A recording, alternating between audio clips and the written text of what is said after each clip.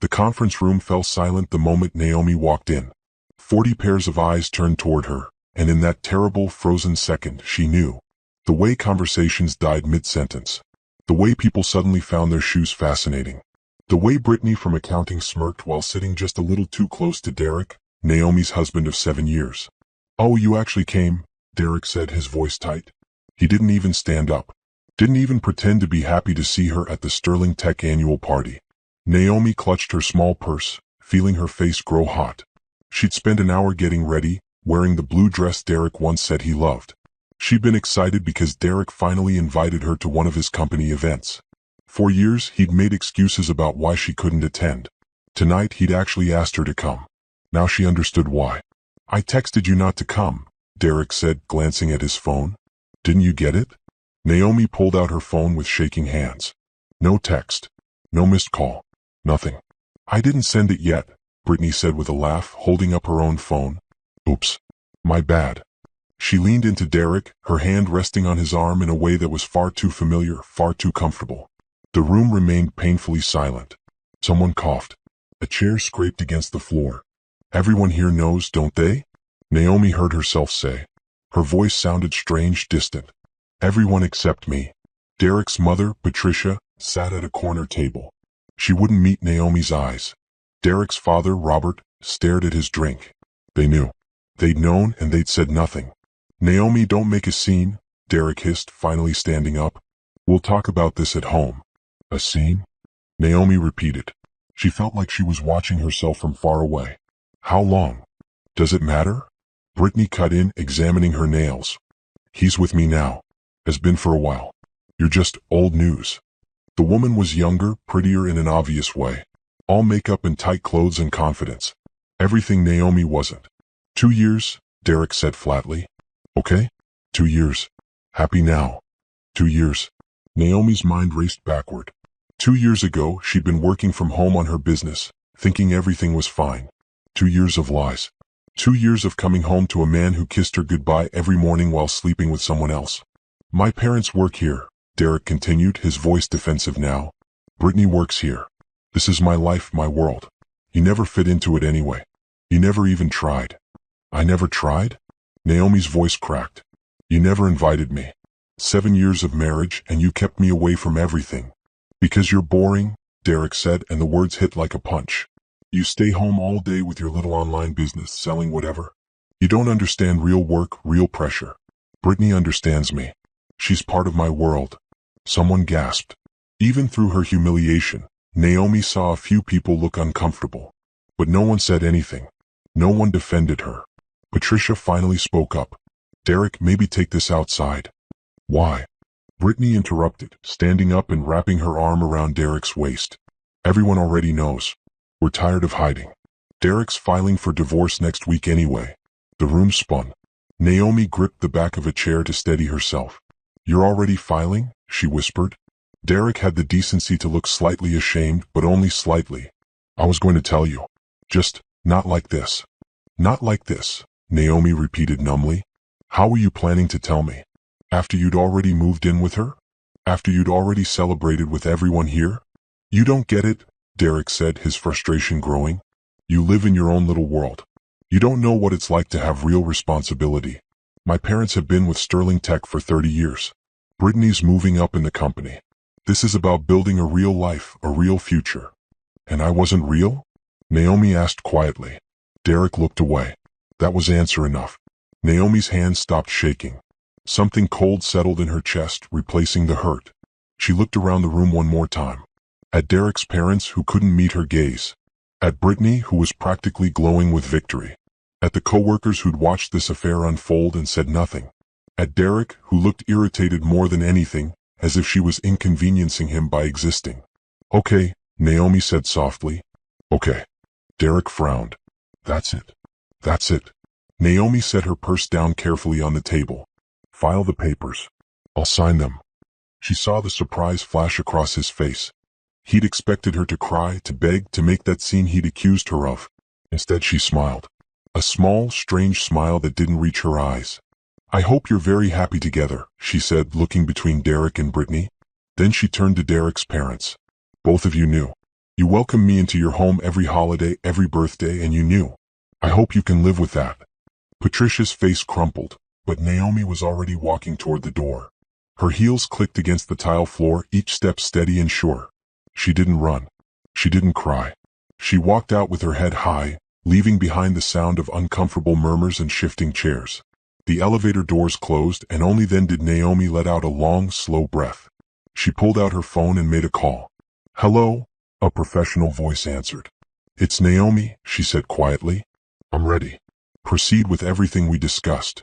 "Are you certain?" Naomi thought about Derek's face, about Brittany's smirk, about 2 years of lies in a room full of people who'd kept his secret. "I'm certain," she said. "Buy the company. All of it." She hung up and stared at her reflection in the polished elevator doors. The woman looking back at her was done being quiet, done being underestimated, done being dismissed. Derek thought she was boring. He thought her little online business was nothing. He had no idea who she really was. And by the time he found out, it would be far too late. The divorce papers arrived on a Thursday morning, delivered by a courier who wouldn't meet Naomi's eyes. She signed for them, thanked him, and closed the door to the apartment she'd shared with Derek for 5 years. Their home. Except it had never really been theirs, had it? She'd decorated it, cleaned it, made it warm. Derek had just lived in it between work and whatever time he spent with Brittany. Naomi sat at the kitchen table and opened the envelope. The papers were thick, official. Derek's lawyer had been thorough. She read through each page carefully, her business mind automatically noting every clause, every term. He wanted the apartment. He wanted the car they'd bought together 2 years ago. He wanted half of what he thought was in their joint savings account. He was willing to give her a small settlement, paid out over 5 years. It was insulting, but he clearly thought he was being generous. The asset disclosure section made her want to laugh. Derek had listed his salary, his small investment portfolio, his stake in some startup his friend was running. On Naomi's side, he'd written, small online retail business, estimated annual revenue under $50,000. 50,000. He thought her business made 50,000 a year. She'd made that in interest last month alone. Her phone buzzed. A text from an unknown number. "Sign it. Don't make this harder than it needs to be. You'll be fine." Derek couldn't even text from his own number. Probably using Brittany's phone, sitting there together, laughing about how easy this was going to be. Naomi opened her laptop and pulled up a different number. Her lawyer answered on the first ring. "They sent the papers," Naomi said. "And?" The lawyer's voice was sharp, professional. She'd been Naomi's attorney for 3 years, ever since the tech sale. She knew exactly who Naomi was and what she was worth. "It's even worse than I expected. He really thinks I have nothing. Do you want to contest it? We can destroy this agreement in court. Your actual assets." "No," Naomi interrupted. "I'll sign it. Exactly as is." Silence on the other end. "Then, Naomi, I have to advise against that. You'd be giving up rights to assets you're entitled to. The apartment alone." "I don't want anything from him," Naomi said firmly. "Not $1. Not one piece of furniture. I want a clean break. I want him to believe he won."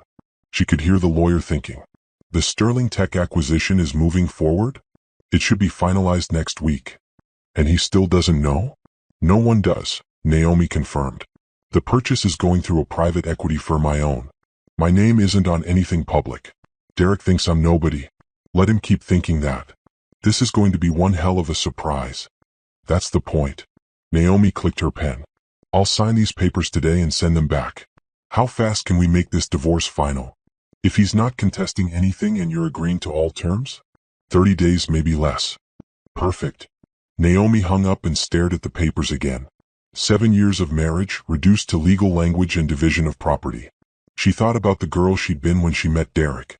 23 years old, working 2 jobs, trying to build her app in stolen hours between shifts. Derek had been charming then, attentive. He told her she was smart, beautiful, going places. Then her app took off. Then the offers came in. Then she sold it for an amount that would have changed both their lives forever. And she never told him. She'd had her reasons. Derek had always been funny about money. Competitive. When she made more at her waitressing job than he did at his first office position, he'd sulked for weeks. When her app started generating revenue, he'd made jokes about her little hobby. Not mean jokes, not then. But enough that she knew. Knew that if he found out she'd become wealthy, something would shift. So she'd kept it quiet. put the money in accounts he didn't know about, kept living their modest life, kept being the quiet wife who worked from home and didn't ask questions. She thought she was protecting their marriage. Turns out there was nothing to protect. Naomi signed the papers, every single page.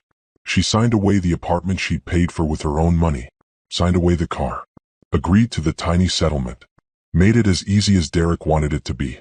Then she called the courier service and had them picked up for same-day delivery. Her phone rang an hour later. "Derek, you signed them already?" He sounded surprised, maybe even disappointed, like he'd wanted a fight. "Yes. Just like that. You want a divorce, Derek? I'm giving you one. What else is there to say?" Silence. Then, "Where are you going to go? That's not your concern anymore." "Naomi, look." His voice shifted, uncomfortable. "You don't have to be like this. We can still be civil." Civil. The man had humiliated her in front of his entire company and wanted civil. "I am being civil," Naomi said calmly. "I signed your papers. I'm not asking for anything. This is me being as civil as possible. What about your stuff? Your clothes and... I'll send movers for my personal items. You can have everything else. The furniture, the dishes, all of it. I don't want any of it. You're being weird." Naomi almost laughed. She was being weird. Not him. Not the man who'd cheated for 2 years, who'd humiliated her publicly, who was divorcing her for his mistress. "Goodbye, Derek," she said and hung up. She stood at the window of the apartment looking out at the city. Somewhere out there, Derek was probably complaining to Brittany about how strange his soon-to-be ex-wife was acting. His parents were probably at Sterling Tech right now, working their jobs, relieved the awkward situation with their son's wife was finally resolving. None of them knew what was coming. Naomi's phone buzzed with an email. Subject line, "Sterling Tech Acquisition Final Documentation." She opened it and read through the details. The purchase was complete. As of tomorrow morning, she would own Sterling Tech. Every department. Every employee. Derek's parents' jobs. Brittany's position. The whole thing. And she'd done it through enough corporate layers that her name appeared nowhere. The official owner was listed as Meridian Holdings, which was owned by Cascade Private Equity, which was owned by a trust, which finally led back to Naomi's private accounts. Derek couldn't track it if he tried. And he wouldn't try because he thought she was too small to matter. That was his first mistake. His second mistake was thinking this would be easy. Naomi called her assistant. "Book me a hotel suite. Something nice. I'll be checking out of my apartment tomorrow." "How long should I book it for?" "1 month," Naomi said. "That's how long until I find a permanent place." She was done with this apartment, this neighborhood, this life. The divorce would be final in 30 days. And in that time, Derek's entire world was going to change. He wanted a divorce? He was going to get much more than that. 5 years ago, Naomi had been working 3 jobs and sleeping 4 hours a night. She'd been a waitress at a downtown restaurant, a weekend barista, and late at night, when everyone else was sleeping, she'd been building an app that would change everything. The idea had come from frustration. Her grandmother had fallen and couldn't reach her phone. By the time someone found her, hours had passed. Naomi had thought, there has to be a better way. Something automatic. Something that didn't require remembering to press a button or make a call. So she taught herself to code. Spent months building, testing, failing, rebuilding. The app used motion sensors and AI to detect falls, medical emergencies, changes in routine that might indicate problems. It automatically alerted emergency contacts and services. It was simple, elegant, and it worked. She'd called it Guardian Sense. At first, nobody cared. She'd pitched it to 20 companies. All 20 rejected her. Too niche, they said. Too expensive to develop.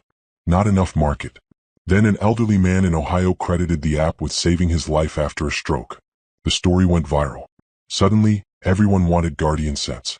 6 months after that story broke, Naomi had received 3 acquisition offers. The largest came from a Silicon Valley tech giant. $800 million. She'd been 26 years old. She remembered sitting in the lawyer's office staring at the contract. 800 million. She'd read the number over and over, unable to make it feel real. "This will change your life," the lawyer had said. It had. Just not in the way she'd expected. She'd gone home that night to the tiny apartment she shared with Derek. They'd been married for 2 years then. He'd been working his way up at a marketing firm, proud of his $50,000 salary. She'd meant to tell him. She'd practiced the words in her head a dozen times. But when she walked in, he'd been on the phone with his mother, complaining about money, about bills, about how expensive everything was. Yeah, Mom, I know. We're barely making it. Naomi's app thing isn't really bringing in anything. Maybe she should get a real job again. She'd stood in the doorway listening. No, I haven't told her that. But honestly, this startup dream isn't practical. We need actual income, not fantasies. That's when she decided to keep the secret. She told herself it was temporary. Just until she figured out how to explain it. Just until Derek was in a better place emotionally. Just until the right moment. But the right moment never came. Derek got promoted. Started making $70,000, then $90,000. He became more confident, more dismissive of her work. Her little online business became a running joke at family dinners. She let him believe it made barely enough to cover her expenses. Meanwhile, Naomi had invested her money carefully. Real estate, stocks, other startups. She'd worked with financial advisors who specialized in privacy. Everything was in her name alone, in accounts Derek didn't know existed. By the time she walked into that Sterling Tech party and discovered his affair, her net worth had grown to over $1 billion. And her husband, who was leaving her for another woman, thought she had nothing. Now, sitting in her lawyer's office 3 days after signing the divorce papers, Naomi watched as her financial advisor pulled up her portfolio on a large screen. Your real estate holdings are here, he said, pointing to a column of numbers. The tech investments here. Stocks and bonds here. And your newest acquisition, Sterling Tech, is here. Naomi studied the screen. Sterling Tech had cost her $60 million. It was a mid-sized company, solid but not spectacular. Good enough that Derek's parents had built 30-year careers there. Small enough that it could be bought quietly. The purchase has been completely clean, her lawyer added. No one knows you're the actual owner. The board thinks they're dealing with a standard private equity takeover. Good, Naomi said. Keep it that way for now. What's the employee situation? Her advisor flipped to another screen.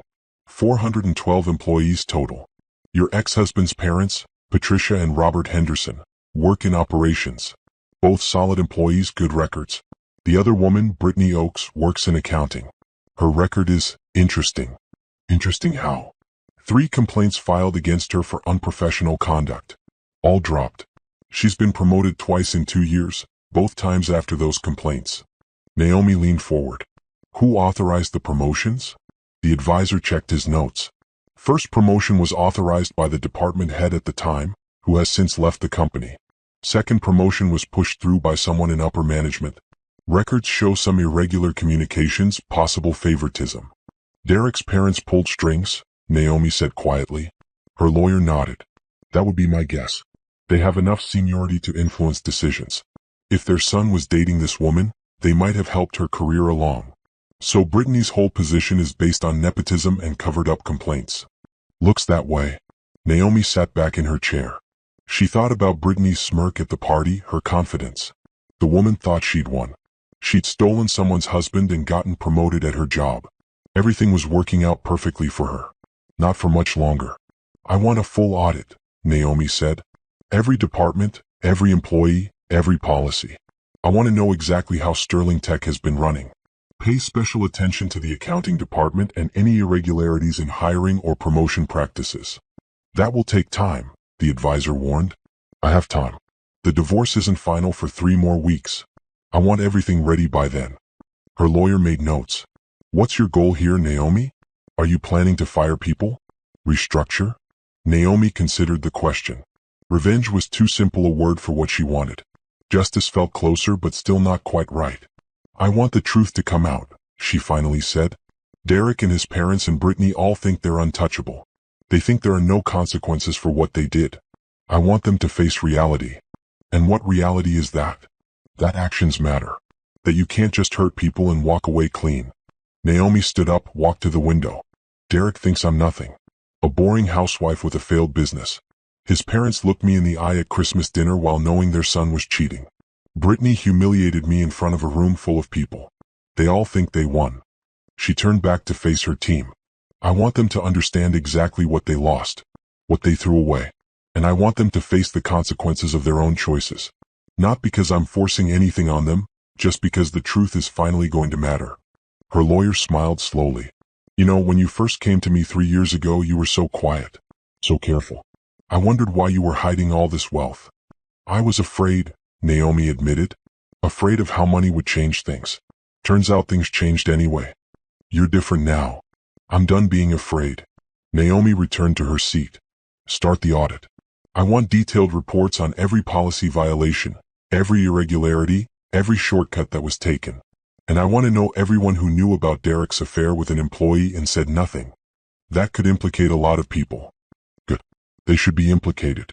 Sterling Tech has an ethics policy, I assume? The advisor checked. Standard corporate policy. Relationships between employees must be disclosed. Conflicts of interest must be reported. Family members can't directly supervise each other. And Derek's parents helped promote their son's girlfriend while she had complaints against her.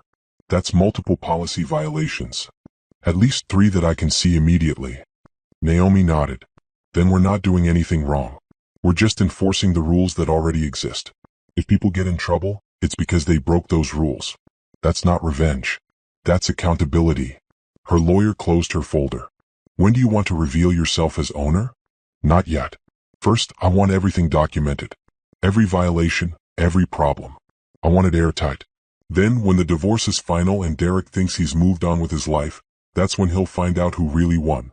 Naomi left the office an hour later with a clear plan. The divorce would be final in 3 weeks. The audit would take about 4 weeks. Perfect timing. She'd spent 7 years being underestimated. 7 years being dismissed, being treated like she didn't matter, being kept separate from Derek's real life. Now Derek was about to discover that his real life had been built on lies. And the wife he'd thrown away owned every piece of it. The Sterling Tech building was downtown, a 15-story glass structure that reflected the afternoon sun. Naomi had driven past it 100 times during her marriage, never going inside. Derek had never invited her. Now she owned it. She sat in her car across the street, watching employees come and go through the revolving doors. Lunch break. People chatted on the sidewalk, holding coffee cups and paper bags. Normal people living normal lives, unaware that their company had just changed hands. Somewhere in that building, Derek's parents were working. Brittany was at her desk in accounting. They were all going about their days thinking everything was fine. Naomi's phone rang. Her business manager, Trevor. The board meeting is set for next week, he said. They want to meet the new ownership team. They'll meet the Meridian Holdings representatives, Naomi corrected. My name stays out of it. Understood. What do you want us to focus on? Naomi had thought about this carefully. She couldn't just walk in and start firing people. That would be cruel and possibly illegal. She had to be smart about this. Strategic. Start with a company-wide review, she said. New ownership wants to understand every department. Make it clear this is standard procedure after an acquisition. Nothing threatening. They'll be nervous anyway, Trevor warned. New owners always make people nervous. That's fine. Nervous employees pay attention to rules. Which brings me to the second point. I want every company policy reviewed and redistributed. Ethics guidelines, workplace conduct, everything. Make sure every single employee signs an acknowledgement that they've read and understood the policies. Trevor was quiet for a moment. You're building a paper trail. I'm making sure everyone knows the rules, Naomi corrected. What they do with that information is up to them. What about the departments where the people you're concerned about work? Naomi appreciated that he didn't say ex-husband's family out loud. Trevor knew the whole story.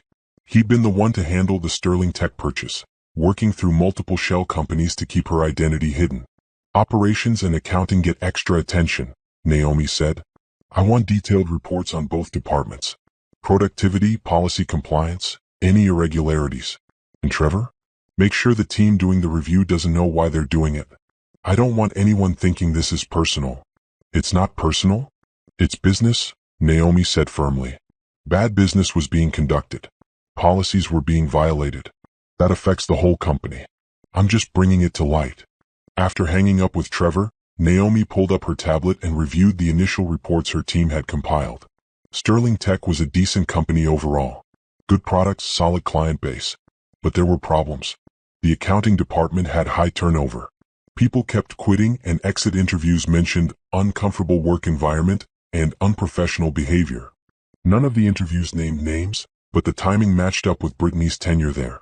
The operations department, where Derek's parents worked, had a reputation for favoritism. If you were friends with the right people, you got opportunities. If not, you stagnated. Derek's mother Patricia was well-liked but known for protecting her people.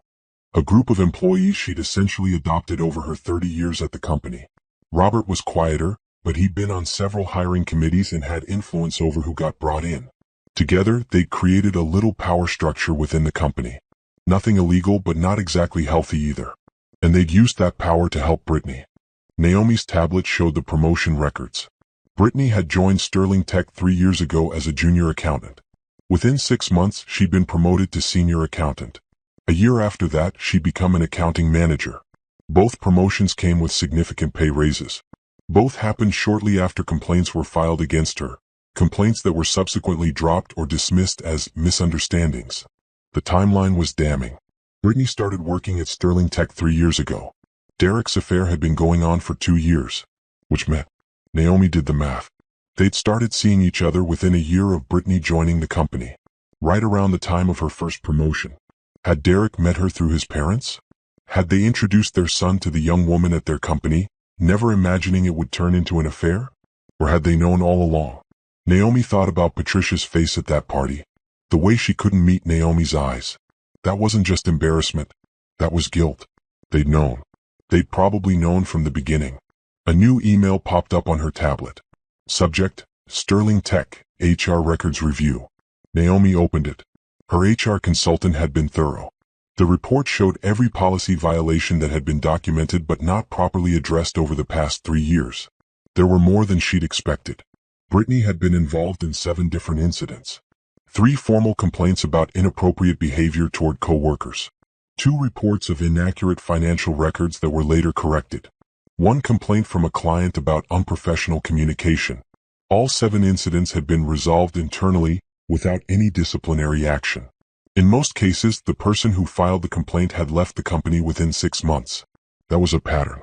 A clear, documented pattern of protecting one employee at the expense of others. Naomi forwarded the report to Trevor. This needs to be part of the formal review. Every incident, every complaint, everything. If there are policy violations that were never properly addressed, they need to be reopened and handled correctly. She wasn't inventing problems.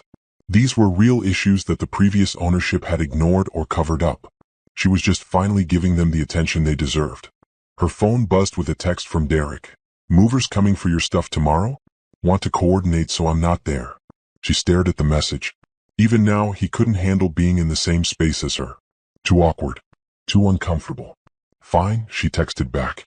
After 2 p.m. She'd already arranged for a moving company to pack up her personal belongings. Clothes, books, a few pieces of jewelry that had been gifts from her grandmother. That was all she wanted from that apartment. Everything else could stay. Derek could have the furniture she'd bought, the dishes she'd picked out, the life they'd pretended to build together. She didn't need any of it. Another email arrived. The Sterling Tech board had accepted the proposal for a comprehensive company review.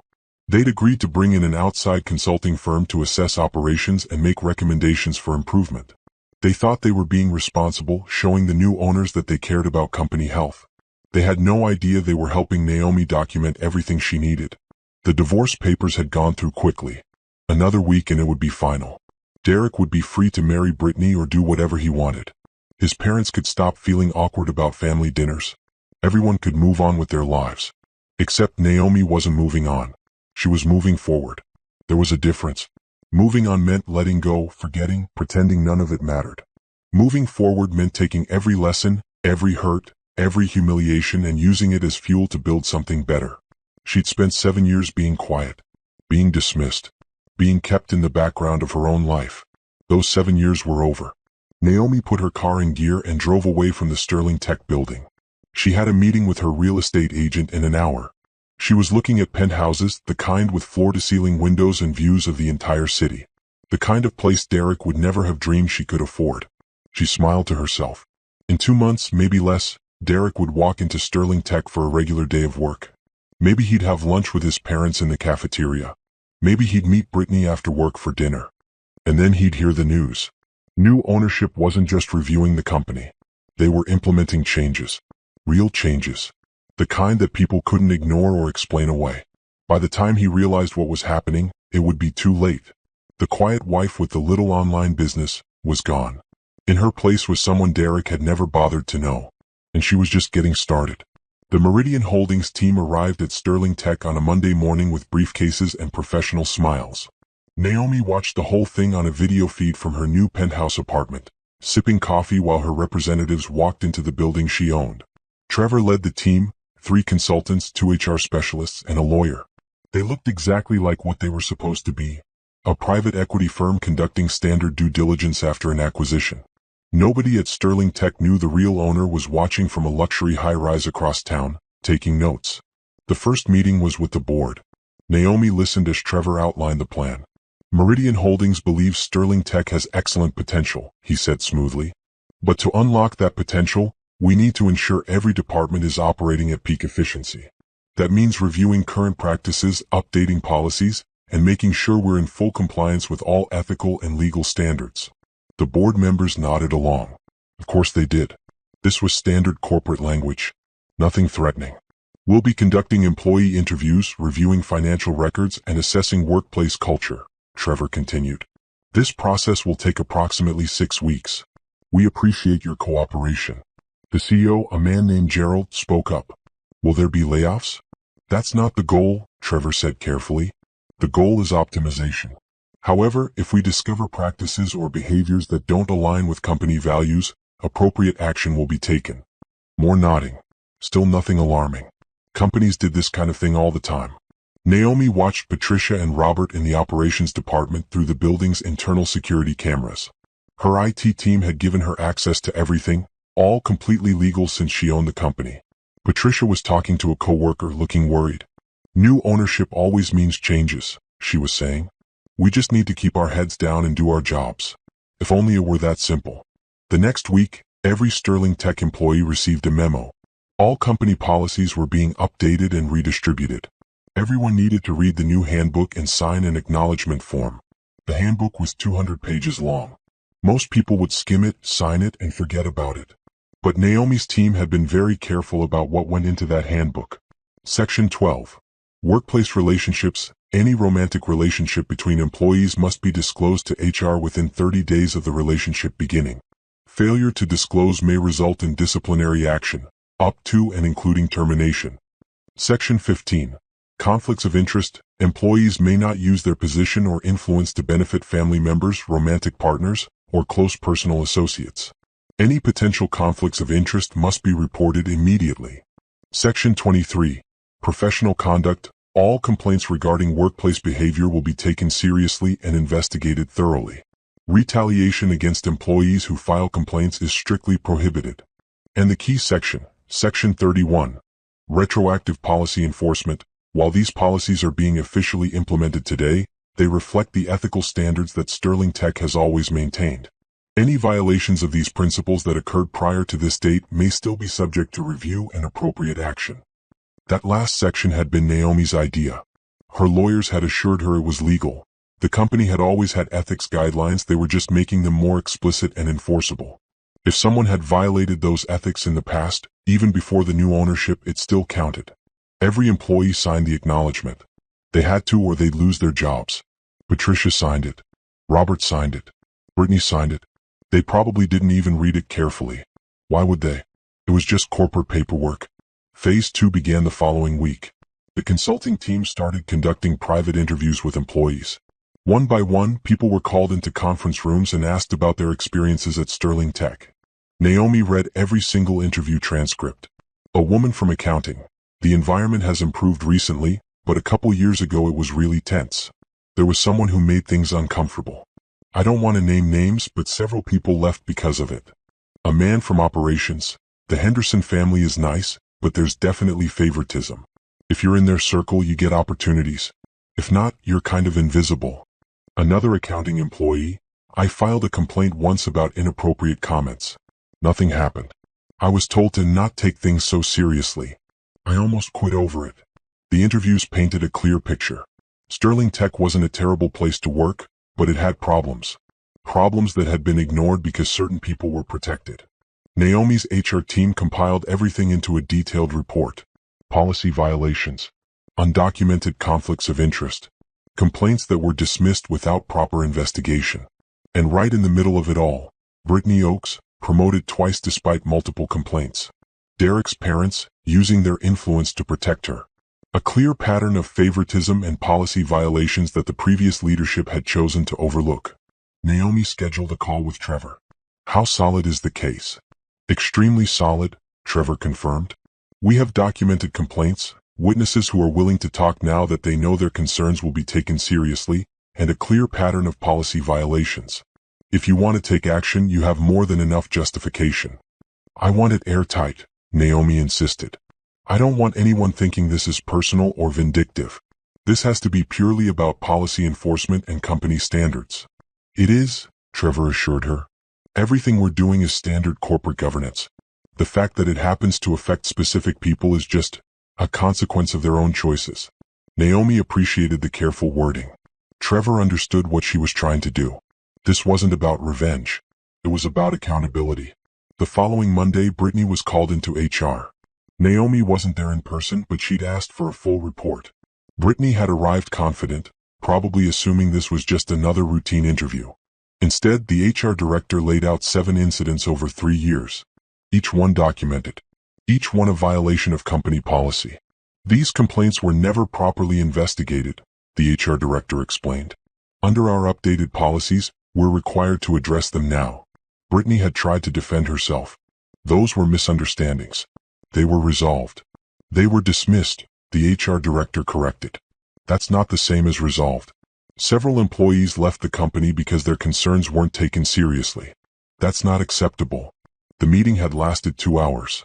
By the end, Brittany was no longer confident. She was on official notice. Any future violations would result in immediate termination, and her previous promotions were being reviewed to ensure they'd been merit-based. That afternoon, Naomi watched through the security cameras as Brittany rushed to Patricia's desk in operations. They talked in hushed voices, both looking worried. They should be worried. But Naomi wasn't done yet. 2 days later, the operations department underwent its own review. The consulting team discovered what Naomi already knew. Patricia and Robert Henderson had been using their seniority to influence hiring and promotion decisions for years. Not always in bad ways. Sometimes they'd helped deserving people. But they'd also helped people who were connected to them personally, regardless of merit. And they'd specifically helped Brittany Oakes, who was dating their son. The conflict of interest was massive. They should have disclosed Derek's relationship with Brittany the moment it started. Instead, they kept it quiet and used their influence to advance her career. That was a clear violation of Section 15 of the new handbook. The handbook they'd both signed. Patricia and Robert were called in together. Naomi read the transcript of that meeting too. We didn't think we needed to disclose it, Patricia had said, her voice shaking. Derek doesn't work here. We didn't see a conflict. But you used your positions to help advance Ms. Oakes' career, the HR director pointed out. You were on the committee that approved her first promotion. Robert, you recommended her for her second promotion. Both of you knew she was dating your son.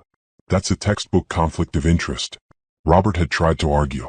We recommended her because she was qualified. She had 3 active complaints against her at the time of her first promotion, the HR director said flatly. Complaints that were dismissed without proper investigation. That doesn't suggest qualification. It suggests protection.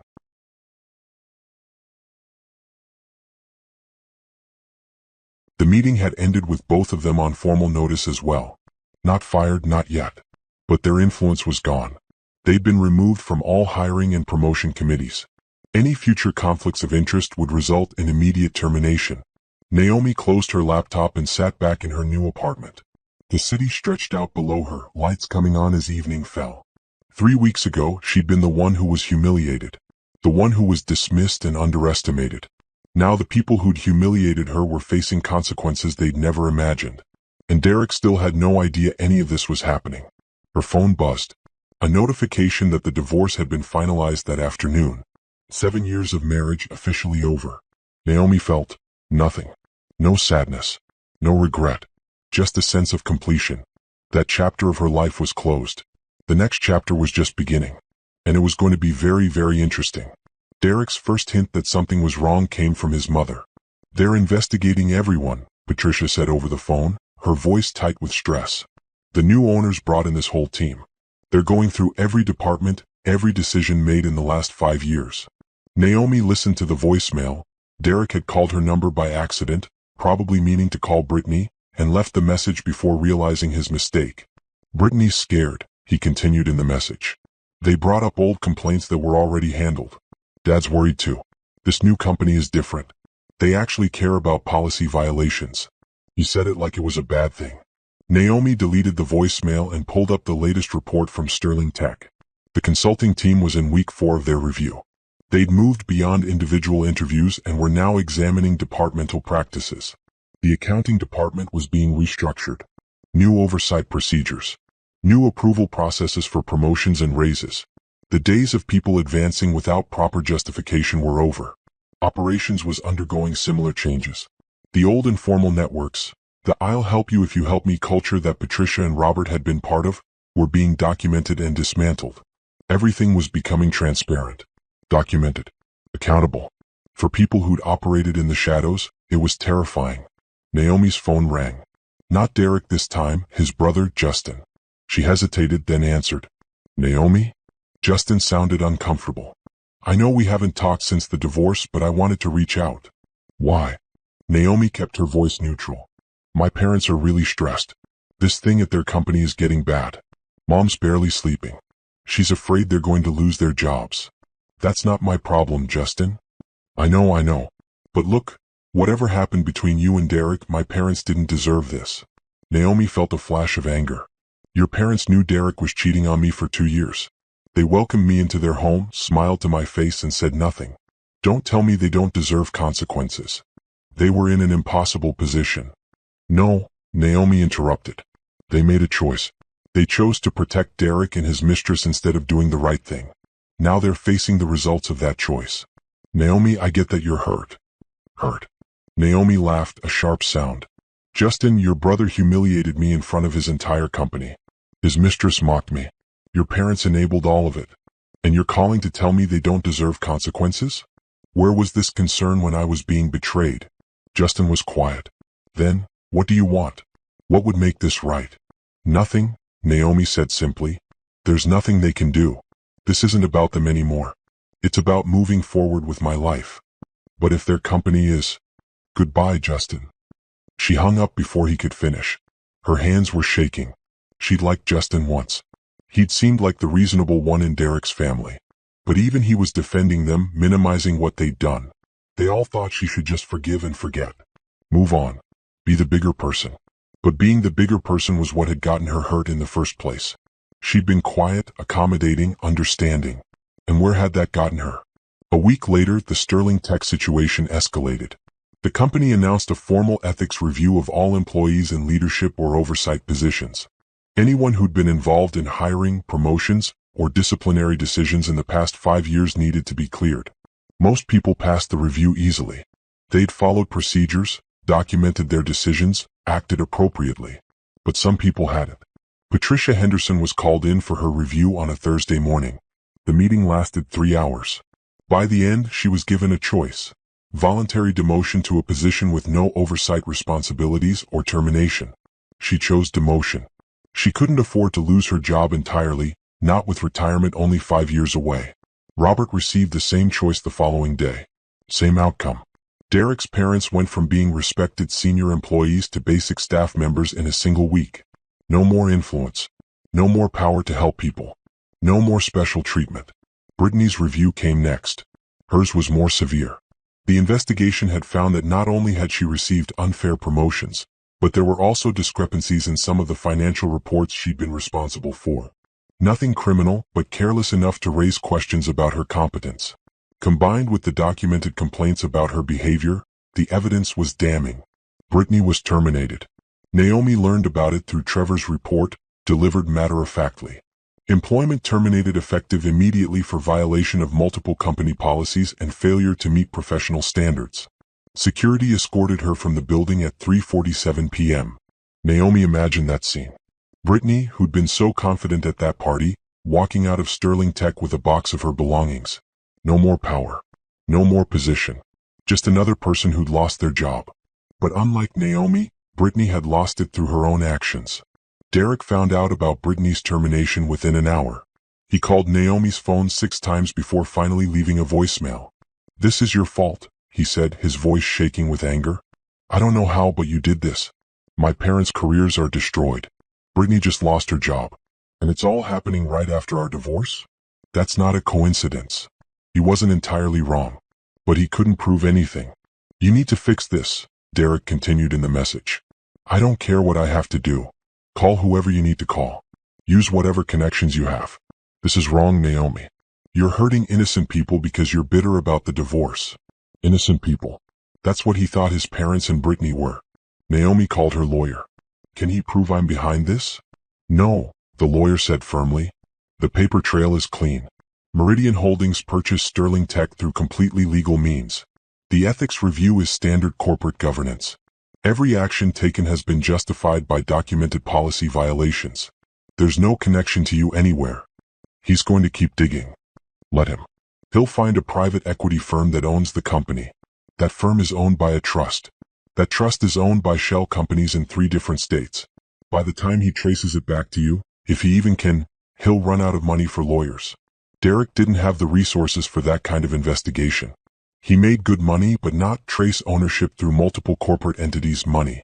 Another voicemail came through later that evening. This one was quieter, more desperate. Naomi, please. I know I hurt you. I know the divorce was hard. But my family is falling apart. My mom cries every night. My dad won't talk to anyone. Brittany left me. She said I ruined her life, that my family ruined her career. There it was. Brittany had already moved on, blaming Derek for everything that had happened.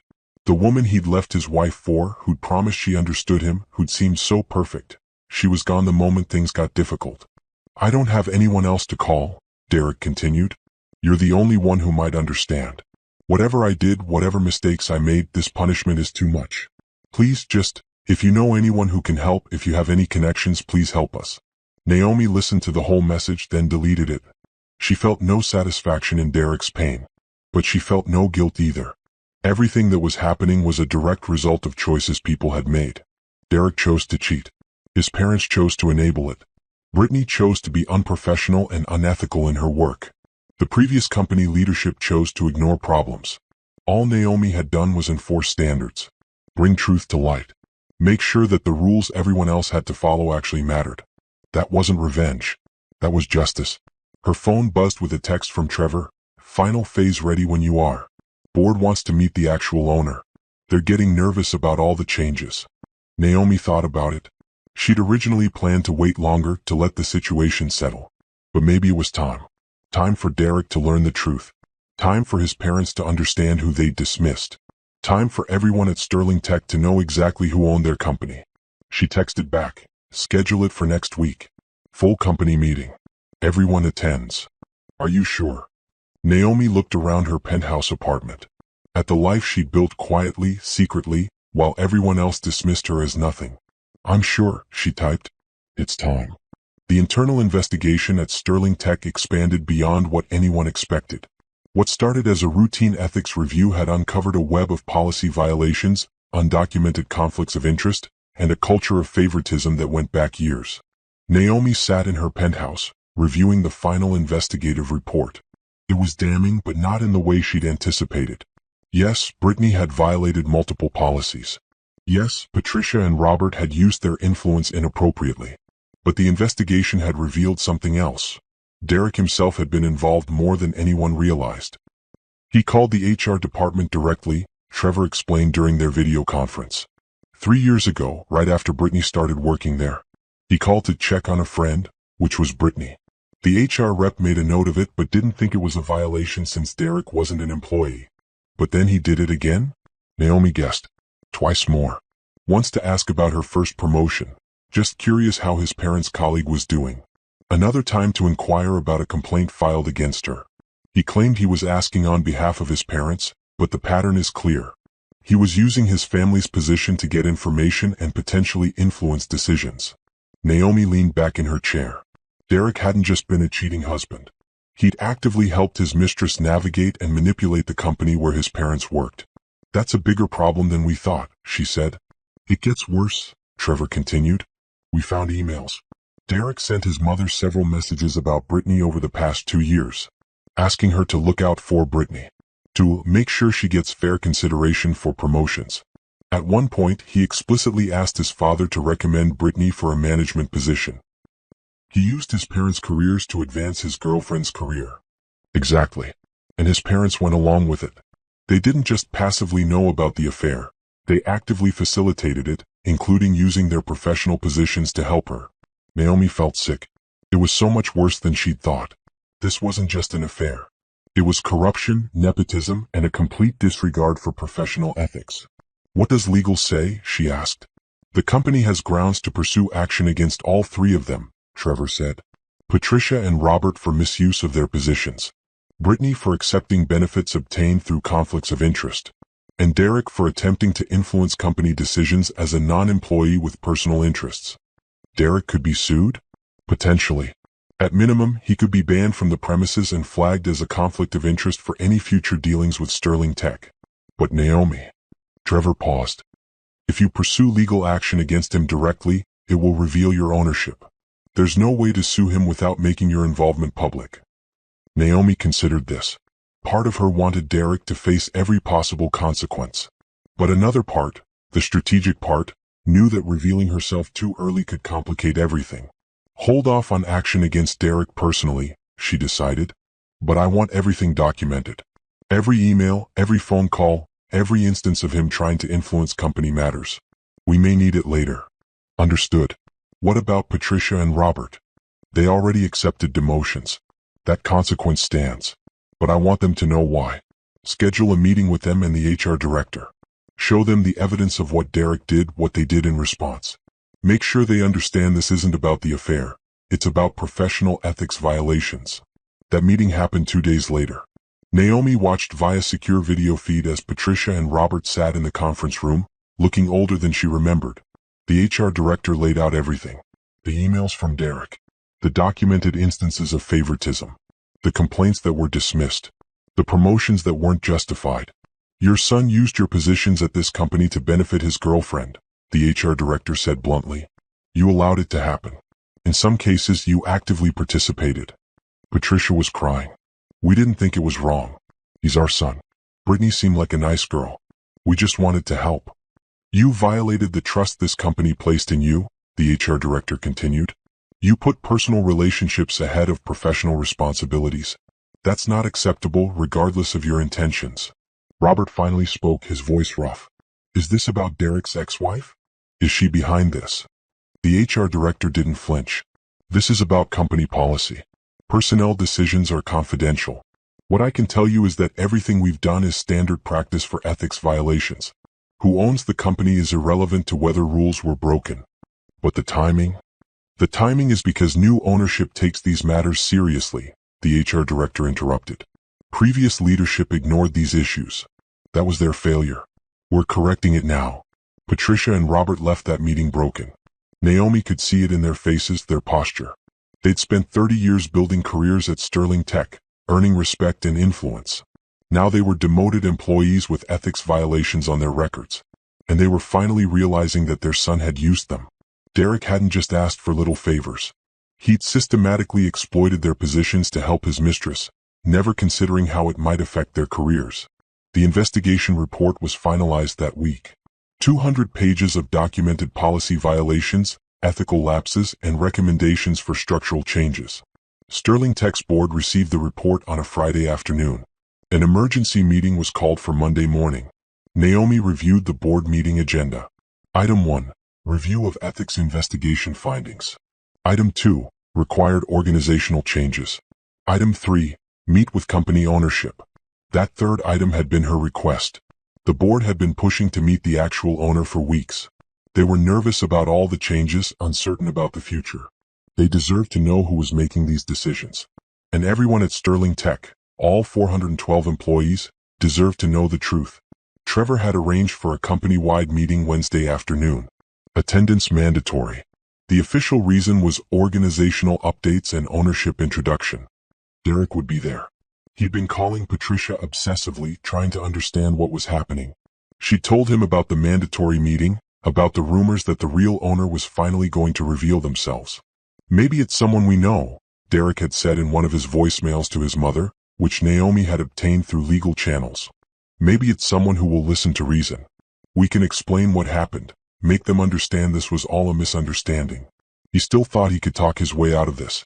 Still thought his charm, his explanations, his justifications would matter. He had no idea. Naomi spent the weekend preparing. She had her attorney review every detail of the revelation plan.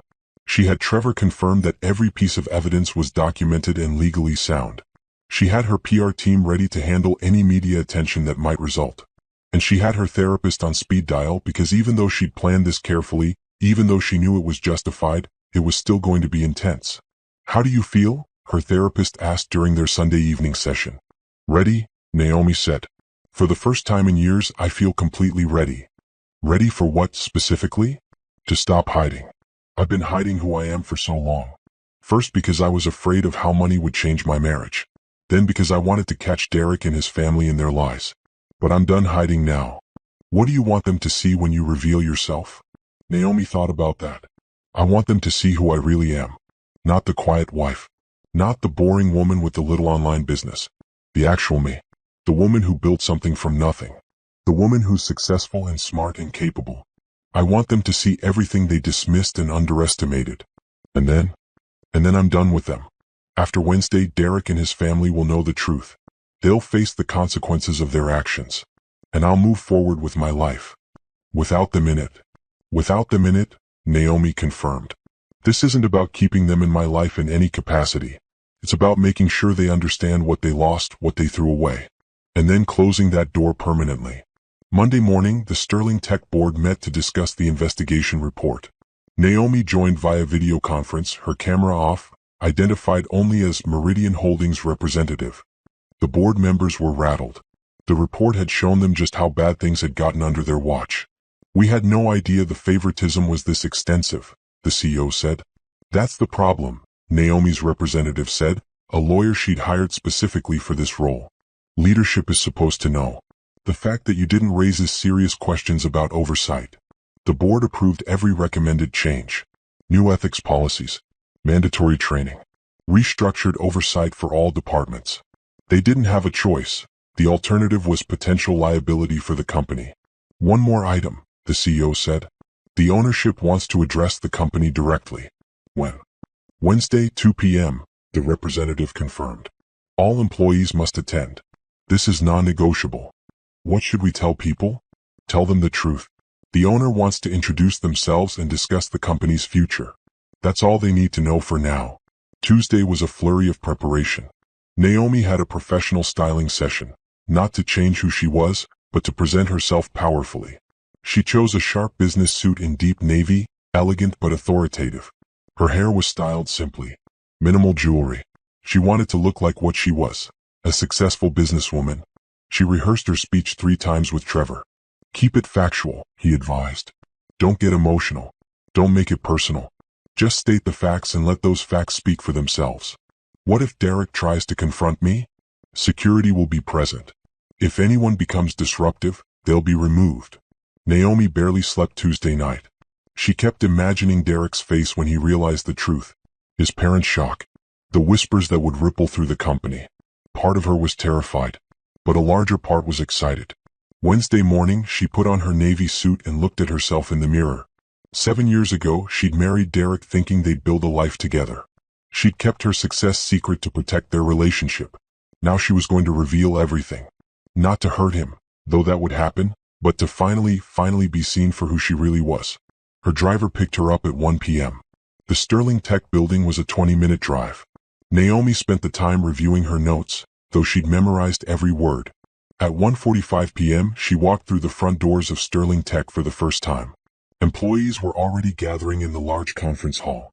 400 people, talking nervously, speculating about what was going to happen.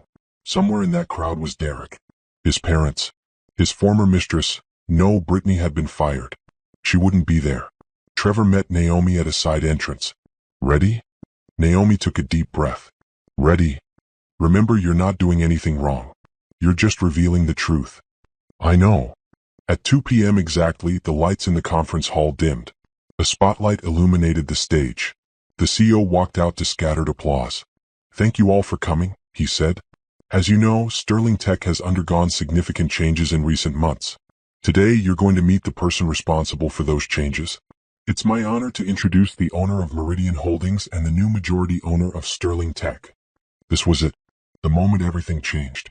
Ms. Naomi Williams. Naomi walked onto the stage, and 400 people gasped.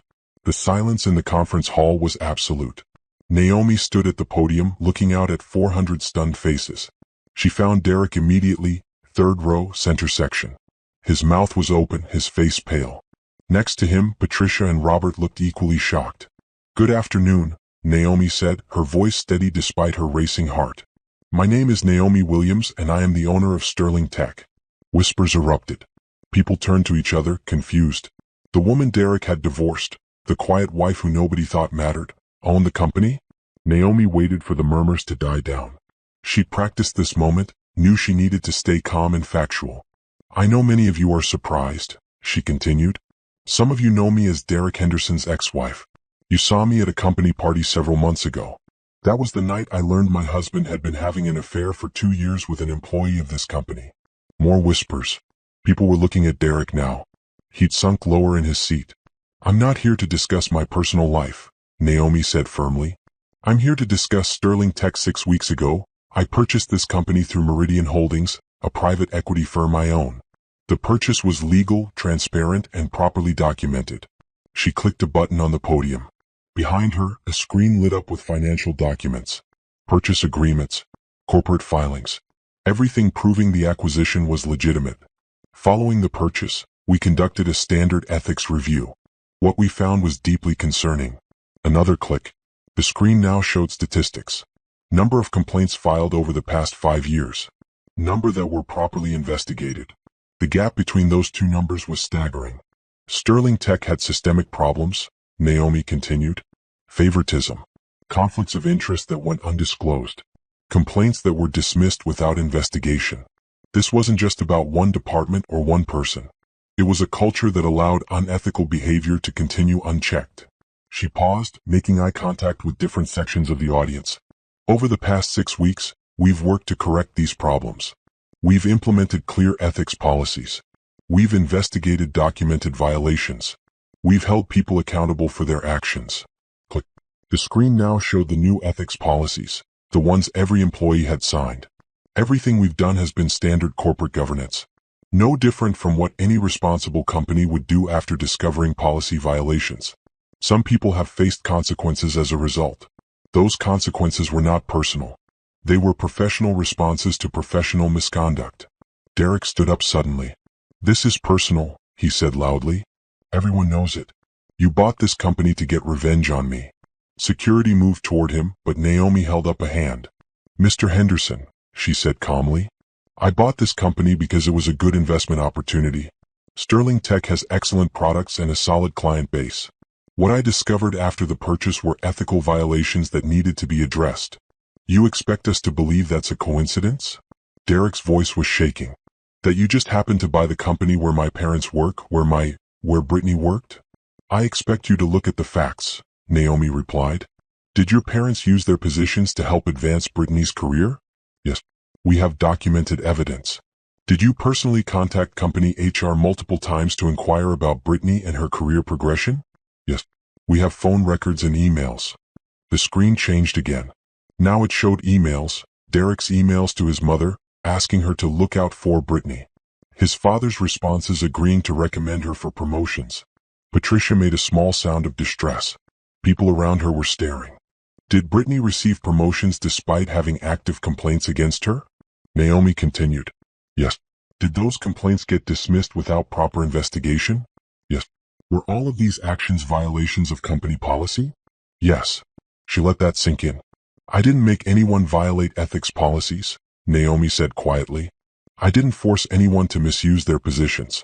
I didn't create the conflicts of interest or the favoritism. All I did was bring those existing problems to light and address them according to standard corporate practices.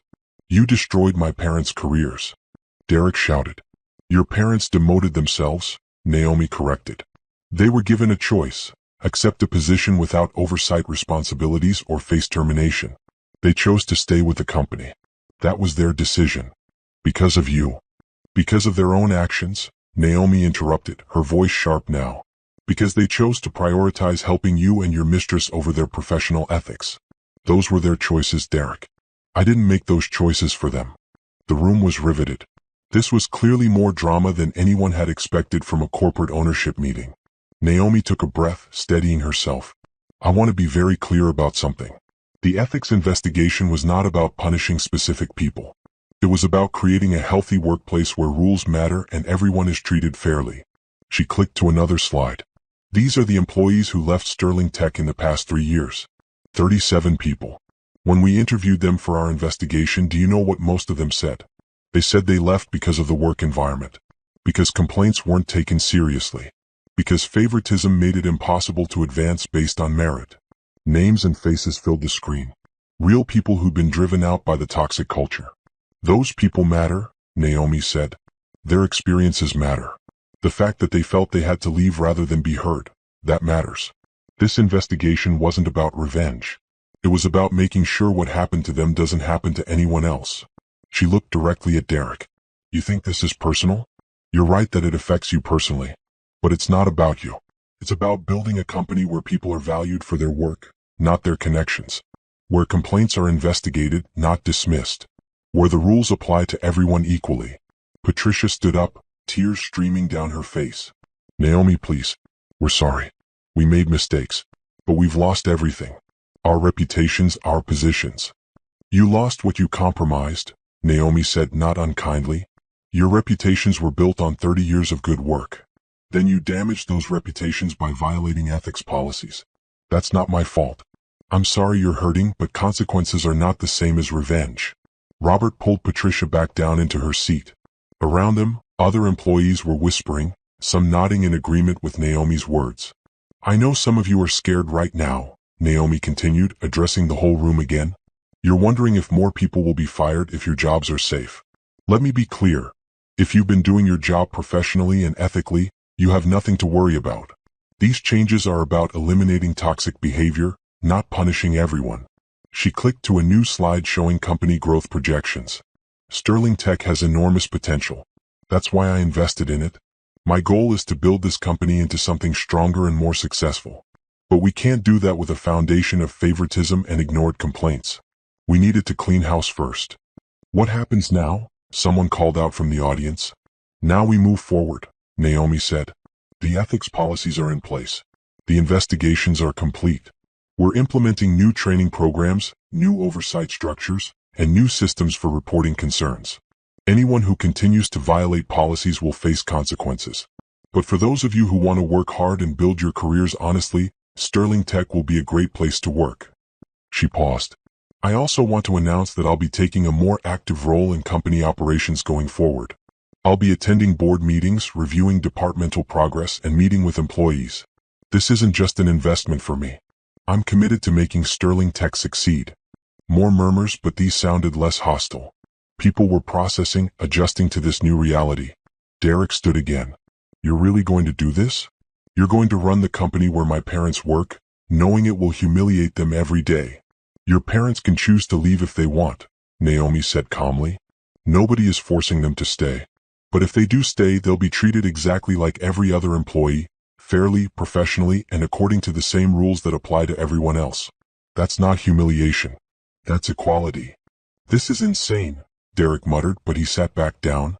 He'd realized finally that there was nothing he could do. No way to charm or manipulate his way out of this. His ex-wife owned the company. The wife he'd dismissed and underestimated was now his parents' boss. Naomi wrapped up the meeting with practical details. New management structure. Contact information for reporting concerns. Timeline for upcoming changes. As people filed out of the conference hall, Naomi saw the range of reactions. Some people looked relieved. These were probably the ones who'd been affected by the toxic culture and were glad to see it addressed. Some looked nervous, and some, like Derek and his parents, looked devastated. Trevor appeared at her side. That went well. Did it? You were clear, factual, and firm. You didn't make it personal even when Derek tried to. That was exactly the right approach. Naomi nodded, but she felt drained.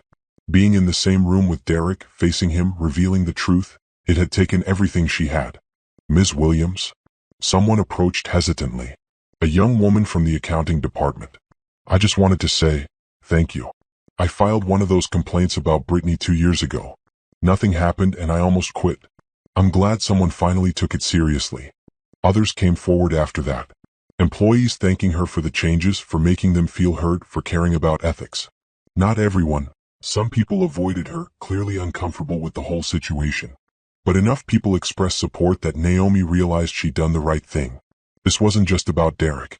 It was about all of these people trying to work in an environment that hadn't protected them. As the crowd thinned, Patricia approached. She looked like she'd aged 10 years in the past few weeks. "Naomi," she said quietly, "can we talk?" Naomi considered refusing. But she'd been honest in her speech. This wasn't about cruelty. It was about accountability. "You have 5 minutes," she said. Patricia glanced around, making sure Derek wasn't nearby. "What we did was wrong. I know that now. Derek was our son and we wanted to help him be happy. But we shouldn't have used our positions to help Brittany. We should have been honest about the conflict of interest." "Yes, you should have. I keep thinking about all the times we had dinner together. All the holidays. You were family and we betrayed you." "You did," Naomi agreed. There was no point in softening it. Patricia's eyes filled with tears. "Is there anything we can do? Any way to make this right?" "You can do your jobs professionally and ethically," Naomi said. "That's all I expect from any employee. I'm not going to fire you out of spite. But I'm also not going to give you special treatment. You're employees here, same as everyone else." "That's fair," Patricia whispered. "Is it?" Naomi tilted her head. "Because a few months ago, you thought it was fair to help your son's mistress get ahead while keeping his wife in the dark. Your sense of fairness seems to depend on who benefits." Patricia flinched. "You're right. I can't argue with that. I don't want you to argue. I want you to think about what you did and why it was wrong. And then I want you to move forward and be better." Patricia nodded and walked away, shoulders slumped. Derek was waiting by the exit. When Naomi approached, he stepped into her path. "You planned this whole thing," he said. "From the beginning. You knew you were rich and you hid it. You wanted to catch me." "I didn't want to catch you," Naomi replied tiredly. "I wanted to have a marriage. You're the one who chose to cheat. But you could have told me. About the money. Maybe if I'd known." "If you'd known what? You would have stayed with me for the money? That's supposed to be better?" Derek struggled for words. I don't understand how you could hide something that big." "The same way you hid a 2-year affair," Naomi said quietly. "We both kept secrets, Derek. The difference is, my secret was about protecting myself. Yours was about betraying me." She walked past him toward the exit, but he called after her. "Brittany left me. Did you know that?" Naomi stopped. "I heard. She said I ruined her life. That everything was perfect until my parents messed it up. She's gone, Naomi. My parents hate me. I don't have anything left." "That's not my problem," Naomi said without turning around. "How can you be so cold?" Now she did turn around. "Cold? Derek, you humiliated me in front of a room full of people. You divorced me thinking I had nothing. You never once considered how your actions affected me. Now you're facing consequences and suddenly I'm supposed to care? That's not cold. That's just done. I'm done caring about you." She left him standing there and walked out into the afternoon sunshine. Her driver was waiting. As the car pulled away from Sterling Tech, Naomi finally let herself feel it all. The exhaustion. The relief. The strange, bittersweet triumph. She'd done it. She'd faced them all and revealed the truth. Derek knew now. His parents knew. Everyone knew. And tomorrow she'd wake up and keep building her life. A life that had nothing to do with Derek Henderson or his family. A life that was completely, finally her own. The next 2 weeks were chaos at Sterling Tech, but Naomi wasn't there to see most of it. She delivered her message, made her position clear, and now she let her management team handle the day-to-day operations. But the reports came in daily and they were fascinating. Employee morale had actually improved.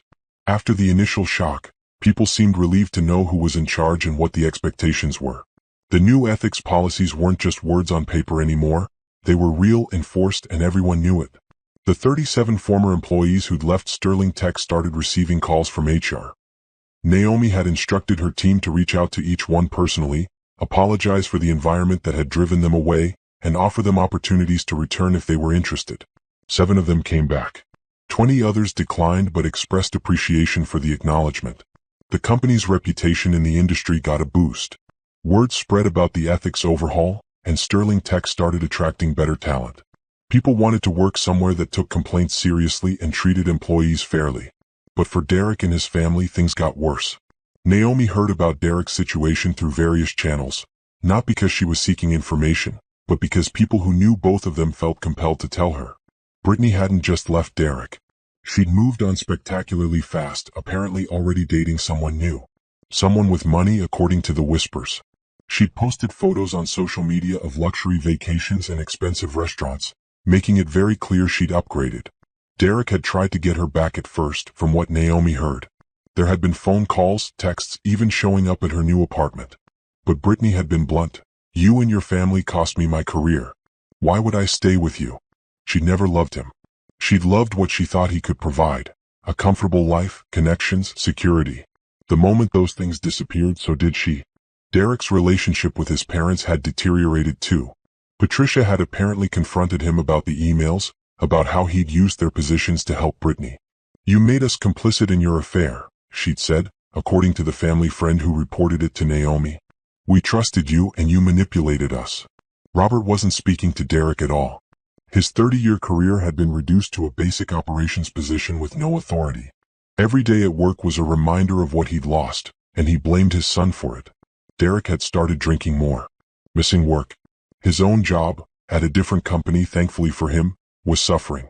Rumors suggested he might be fired for poor performance. Naomi tried to feel something about this. Satisfaction maybe, or vindication. But mostly she just felt tired of it all. Derek's life was falling apart, but not because she was actively destroying it. It was falling apart because the lies had caught up with him and the people he'd hurt were finally seeing him clearly. 3 weeks after the revelation, Naomi was in her penthouse when her assistant buzzed. "There's someone here to see you. Derek Henderson." Naomi's first instinct was to refuse. She had nothing to say to him. But curiosity won out. "Send him up." Derek looked terrible. His hair was uncombed, his clothes wrinkled. He had bags under his eyes and he'd clearly lost weight. "Thank you for seeing me," he said, standing awkwardly in her living room.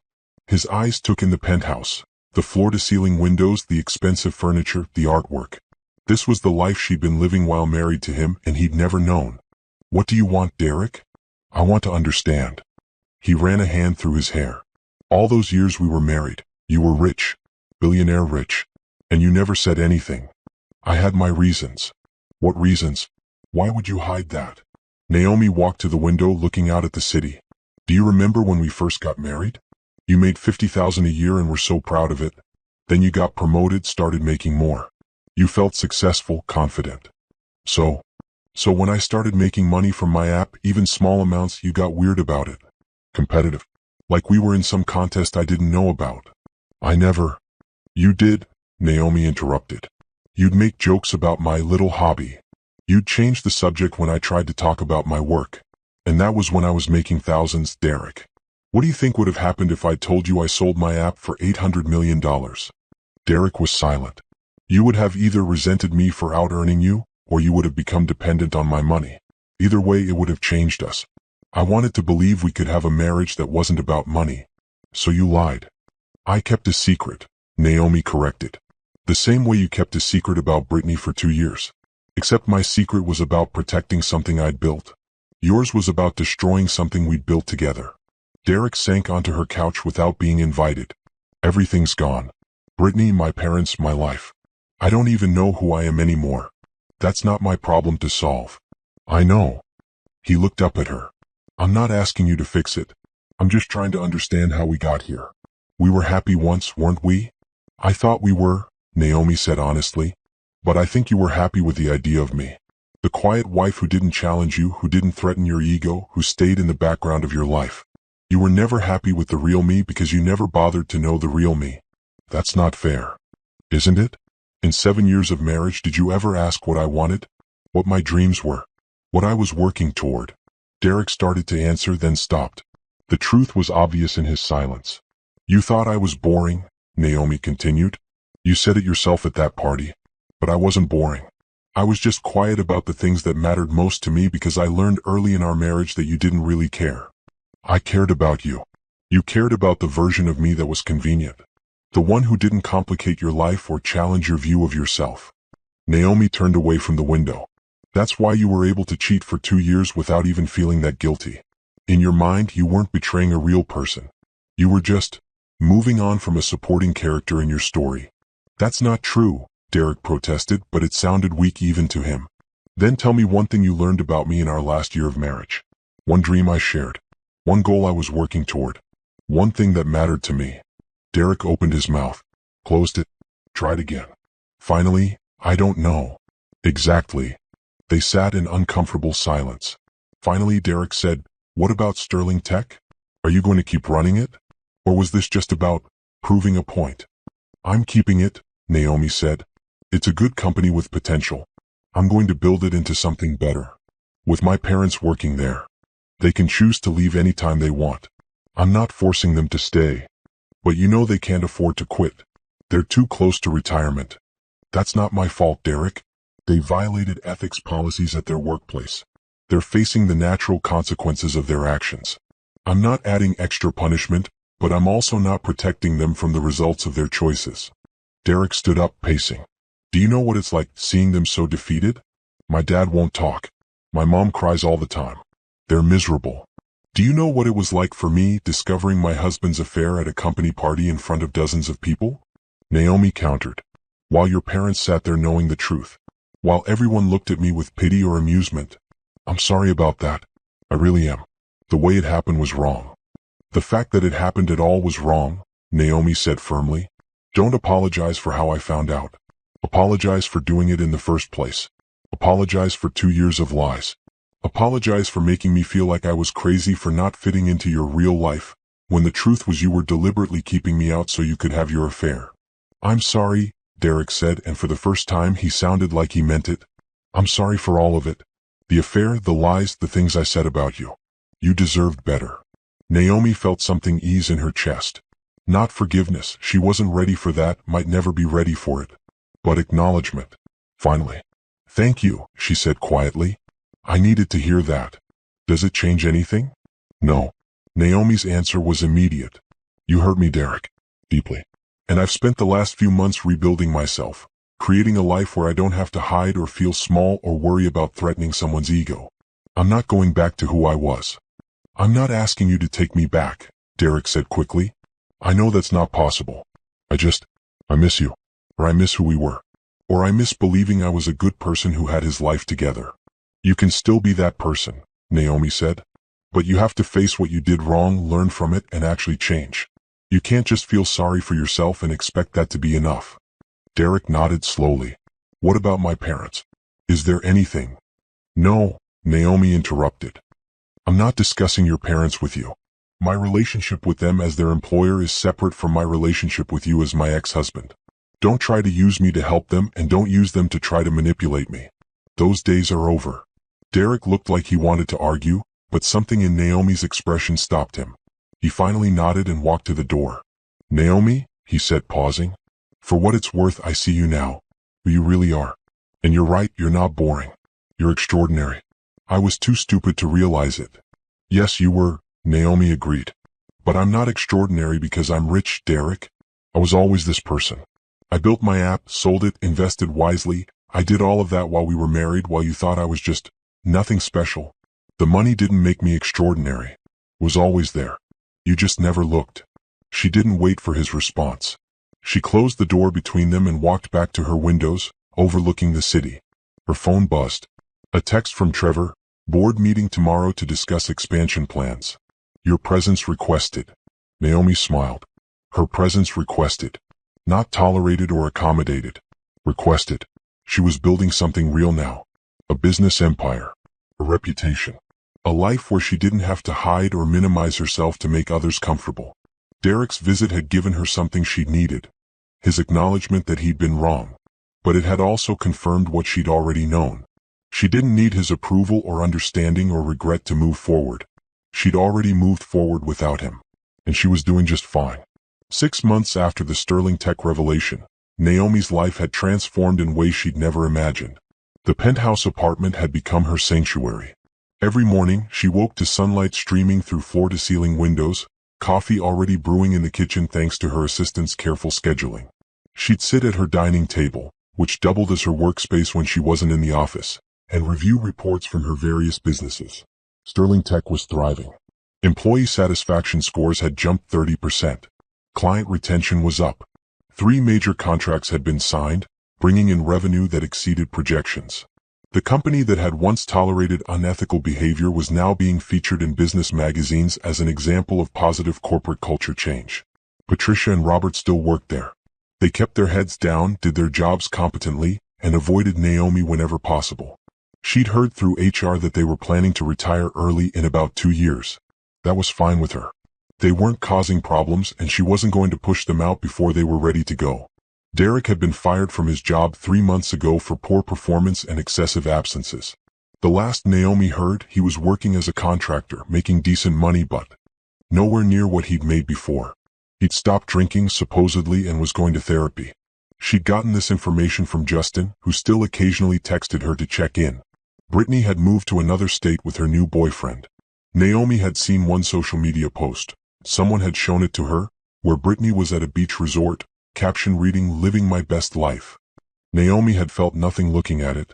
Not anger, not satisfaction. Nothing. Brittany was irrelevant now. The revenge, if it could be called that, was complete. Everyone who'd hurt Naomi had faced consequences for their actions. Not because she destroyed them, but because the truth had come to light and natural consequences had followed. And now Naomi was ready for the next chapter. She was in her office at Sterling Tech, reviewing expansion proposals when her assistant knocked. "There's someone here to see you. He doesn't have an appointment, but he says he's been waiting to meet you for weeks." Naomi frowned. "Who is it?" "Anthony Ross. He owns Ross Industries. They're a manufacturing company we've been contracting with." Naomi remembered the name. Ross Industries provided components for Sterling Tech's products. Good quality, reliable delivery, fair prices. She'd approved several contracts with them. "Send him in." The man who walked in was tall, probably in his early 40s, with dark brown skin and an easy smile. He wore a well-tailored suit but somehow made it look casual. "Ms. Williams," he said, extending his hand. "I'm Anthony Ross. Thank you for seeing me without an appointment." "Mr. Ross." Naomi shook his hand. "What can I do for you?" "Actually, I came to thank you." He sat down when she gestured to a chair. "My company has been working with Sterling Tech for 5 years, but it's only in the last 6 months that communication has been clear and contracts have been fair. I wanted to meet the person responsible for that change." Naomi felt herself relax slightly. Not a problem then. Just appreciation. "I inherited Sterling Tech with some issues," she said diplomatically. "We've been working to fix them." "You've done more than fix them. You've transformed the whole culture." Anthony leaned forward, his expression earnest. "I'm a small business owner. I know what it's like to deal with companies that think they can push you around because they're bigger. Sterling Tech used to be like that. Now, it's one of my favorite clients." They talked for 20 minutes about business, about the challenges of running companies, about the manufacturing industry and tech sector. Anthony was smart, funny, and genuinely interested in her thoughts on various topics. As he stood to leave, he hesitated. "This is probably inappropriate since we have a business relationship, but would you be interested in having dinner sometime? Not to discuss contracts or business. Just dinner." Naomi was surprised by how much she wanted to say yes. She'd been so focused on work, on rebuilding her life, that she hadn't thought about dating at all. "I'd like that," she said. Anthony's smile was bright. "Really? Great. I'll have my assistant call your assistant and we'll set something up. Somewhere that's not about business at all." After he left, Naomi sat at her desk, feeling something she hadn't felt in a long time. Excited about the future. Not about revenge or justice or proving anyone wrong. Just excited about possibility. Dinner with Anthony happened the following week at a small restaurant that was definitely not about business. They talked for 3 hours, about their families, their interests, their lives before business success. Anthony had been married once, divorced 5 years ago, no kids. He loved jazz music and terrible action movies. He'd built his company from nothing, just like Naomi had built hers. "What made you hide your success from your ex-husband?" Anthony asked over dessert. Naomi had wondered if he'd heard the stories. Everyone in their business circles had. "Fear mostly," she said honestly. "I was afraid of how money would change things between us. Turns out, I should have been afraid of who he was all along." "Do you regret hiding it?" "No," Naomi said after thinking about it. "If I'd told Derek about the money, he might have stayed with me for the wrong reasons. This way I found out who he really was. It hurt, but at least it was honest. Painful honesty is better than comfortable lies, Anthony said thoughtfully. That's exactly it. They saw each other regularly after that. Anthony never asked about her net worth or her businesses beyond general conversation. He paid for dinners without making it a statement, but he also let her pay without getting weird about it. He treated her like an equal, someone interesting for who she was rather than what she had. It was refreshing. 3 months into dating Anthony, Naomi ran into Derek at a business conference. She almost didn't recognize him. He looked healthier, more put together than the last time she'd seen him. "Naomi," he said, surprised. "I didn't know you'd be here." "I'm keynoting tomorrow," she said, "speaking about corporate ethics and culture change." Derek nodded slowly. "I heard Sterling Tech is doing really well." "It is." An awkward pause. Then Derek said, "I'm glad. I mean it. You deserve good things." "Thank you." "I'm doing better too," Derek offered. "Got a new job, better company. I'm in therapy working on a lot of things. Turns out I had some issues around money and success that I never dealt with." "I'm glad you're getting help," Naomi said, and meant it. She didn't want Derek's life to be destroyed forever. She just wanted him to understand what he'd done and grow from it. "My parents are retiring next year," Derek continued. "Mom mentioned that Sterling Tech is giving them a full retirement package even though they were demoted. She wanted me to thank you, but she's too proud to do it herself." "They earned that retirement with 30 years of work," Naomi said. "The fact that they made mistakes at the end doesn't erase all the good years." Derek looked like he might cry. "That's generous of you." "It's not generous. It's fair." Naomi checked her watch. "I need to go. I have a dinner meeting." She started to walk away, then turned back. "Derek, I hope you figure things out. I really do. Not for my sake, but for yours." "I'm trying," he said quietly. "I'm really trying." Naomi believed him. And that was enough. Her keynote speech the next day was titled, "When Truth Becomes Power, Building Ethical Companies in a Results-Driven World." She talked about Sterling Tech's transformation without mentioning Derek or his family specifically. She focused on systems, accountability, and the business case for ethical behavior. The speech was well received. Afterward, multiple CEOs approached her for consulting advice. Naomi took their cards, already thinking about how this could become another business venture. She was expanding, growing, building something that went beyond one company or one story of revenge. A year after the Sterling Tech revelation, Naomi stood at the window of her penthouse, glass of wine in hand, looking out at the city lights. Anthony came up behind her, wrapping his arms around her waist. They'd been dating for 9 months now, and it was easy in a way her marriage to Derek had never been. Anthony saw her, really saw her, and appreciated who she was. "What are you thinking about?" he asked. "How different my life is now," Naomi said. "A year ago I was standing in a conference room at Sterling Tech, being humiliated by my husband. Now I own that company. I'm keynoting conferences. I'm dating someone who actually knows who I am. It's been quite a year. Do you think I was wrong?" Naomi asked suddenly. "Buying Sterling Tech, doing the investigation, revealing everything?" Anthony was quiet for a moment. "I think you held people accountable for their actions. That's not wrong. It's rare, maybe, and uncomfortable for people who are used to avoiding consequences. But not wrong. Sometimes I worry I was too harsh. Did you do anything illegal? Anything unethical?" "No." "Did you target people who hadn't actually violated policies?" "No." "Then you weren't too harsh. You were just uncomfortable for people to deal with, because you refused to let bad behavior slide." Anthony kissed the top of her head. "The world needs more people like you, Naomi. People who draw lines and enforce them." Naomi leaned back against him, feeling settled in a way she'd never felt with Derek. This relationship was built on honesty from the start. Anthony knew her net worth, her businesses, her ambitions. He wasn't threatened by any of it. He celebrated it. Her phone buzzed. A text from Trevor. "Sterling Tech just got nominated for Best Workplace Culture by the Business Excellence Association. First nomination in company history." Naomi smiled. A year ago, Sterling Tech had been featured in investigation reports for ethics violations. Now it was being nominated for awards. That was transformation. That was justice. That was what happened when truth mattered more than comfort. She thought about Derek occasionally, wondered if he ever looked at Sterling Tech's success and realized what he'd thrown away. Not the money, though that too, but the person. The woman who'd built something from nothing, who'd been strong enough to keep secrets and smart enough to use them wisely. But it didn't matter what Derek thought anymore. His opinion had no weight in her life. Naomi had spent 7 years being underestimated, being dismissed, being treated like a supporting character in someone else's story. Those 7 years had taught her something important. The world would underestimate her only as long as she let it.